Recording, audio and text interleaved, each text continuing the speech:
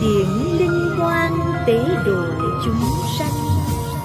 Hỡi ai chớ có lạc lầm, lời vàng châu ngọc chỉ rành đẽo tôi.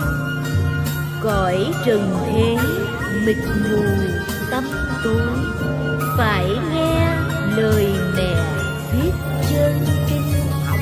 Chớ ham vật chất lụy phiền, sớm mau thức tỉnh mẹ ban phước lành.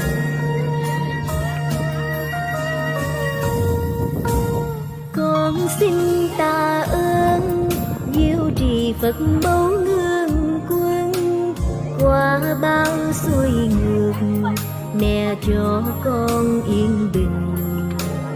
Mẹ qua đất ơi, mẹ qua